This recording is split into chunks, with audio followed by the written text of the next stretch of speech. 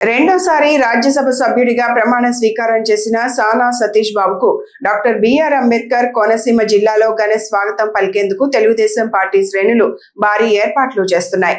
జిల్లా టీడీపీ ప్రధాన కార్యదర్శి గంధం పల్లం రాజు మీడియా సమావేశంలో మాట్లాడుతూ రావులపాలెం సెంటర్లో సానా సతీష్ బాబుకు ఘన స్వాగతం పలికిన అనంతరం కార్ల ర్యాలీగా అంబాజీపేటకు చేరుకొని అక్కడి నుంచి బైక్ ర్యాలీగా అమలాపురం గడియార స్తంభం సెంటర్ కు చేరుకుంటారని తెలిపారు.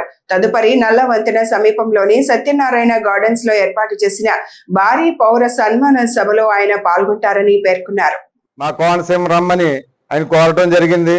ఆయన వెంటనే 29వ తారీఖున మీకు అమలాపురం వస్తాను అని చెప్పడం, మరి మా కూటమి కార్యకర్తలందరితోటి ఆలోచించి మనం ఎలా చేద్దామని అంటే మనం సానా సతీష్ గారిని రావులపాలెం 2 గంటలకి ఆయన రిసీవ్ చేసుకుని కార్ల ర్యాలీతో అక్కడి నుంచి మన అంబోజీపేట మీదుగా, అంబోజీపేటలో చాలా మంది యువకులు బైక్ ర్యాలీగా వచ్చి అక్కడ వెయిట్ చేస్తూ ఉంటారు.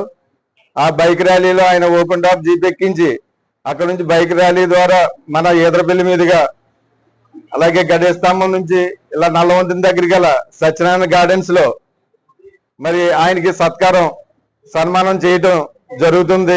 దానికి కూటమి నాయకులందరూ వచ్చి మరి సన్మానం చేయడానికి చాలా ఉత్సాహంగా ఉన్నారు. అందరూ శుభాకాంక్షలు తెలిపి అనంతరం మరి అందరికీ డిన్నర్ కూడా ఏర్పాటు చేయడం జరిగింది. అలాగే మన కోనసీమ కూటమి నాయకులందరూ కూడా ఈ సత్కారానికి వచ్చి సత్కారం అయిన తర్వాత భోజనాలు చేసి వెళ్ళాలని, క్షేమంగా ఇంటికి చేరుకోవాలని కోరుకుంటున్నాం. రేపు అంటే 29వ తారీఖు సోమవారం సానా సతీష్ గారు రెండోసారి రాజ్యసభ సభ్యులుగా ఎన్నికయ్యి కోనసీమ ఇచ్చేస్తున్న సందర్భంగా ఆయనకి ఘన సన్మానం ఏర్పాటు చేయడం జరిగింది.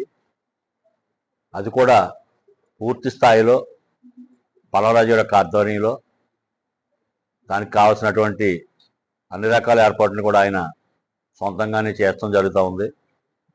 అలాగే సానా సతీష్ గారికి, పల్లవరాజు గారికి ఈ కూటమి ప్రభుత్వం వచ్చినప్పుడు ఈ 2 సంవత్సరాల నుంచి కూడా చాలా బాగా దగ్గర స్నేహపూర్వకంగా ఉంటున్నారు ఇద్దరు కూడా. పల్లవరాజు గారి యొక్క రిక్వెస్ట్ మీద ఆయన ఈ రోజుని ఆయనకు అభినందన కార్యక్రమం చెయ్యాలి, మీకు అభినందించాలన్నప్పుడు తప్పనిసరిగా నేను కోనసీమ వస్తాను, మీరు చెప్పింది నేను డేట్ ఇస్తానని చెప్పి ఆయన 29వ తారీఖు డేట్ ఇవ్వడం జరిగింది. దాని ప్రకారం ఈవేళ ఆయనకి అన్ని రకాల ఏర్పాట్లు చేసి ఆయనకు ఒక ఘన సన్మానం చేయలేనటువంటి కార్యక్రమంలో మరి రావులపాలెం నుంచి రిసీవ్ చేసుకుని అంబాజీపేట నుంచి, ఈదరపల్లి వంతెన నుంచి, గడియాస్తంభం నుంచి, నల్లవంతెన నుంచి సత్యనారాయణ గార్డెన్ చేరుకోవడం జరిగింది. మా యొక్క షెడ్యూల్ ప్రకారం సత్యనారాయణ గార్డెన్కి ఎట్టి పరిస్థితుల్లో 6 గంటలకి సత్యనారాయణ గార్డెన్ చేరుకుని ఆయన యొక్క అభినందన సభని పూర్తి స్థాయిలో విజయవంతం చేసి ఆహ్వానితులందరూ కూడా డిన్నర్ ఏర్పాటు చేసి అందరూ సంతోషంగా కూటమి ప్రభుత్వంలో ఉన్నటువంటి ఇటు బీజేపీ కానీ, తెలుగుదేశం కానీ, జనసేన కానీ, అలాగే ఇతర ఎవరైనా మిగతా పక్కన ఉన్నప్పటికీ వాళ్ళందరినీ కూడా కలుపుకుంటూ ఇది అందరినీ కలిపి చేస్తున్నటువంటి కార్యక్రమం కింద చేయడం జరుగుతూ ఉంది.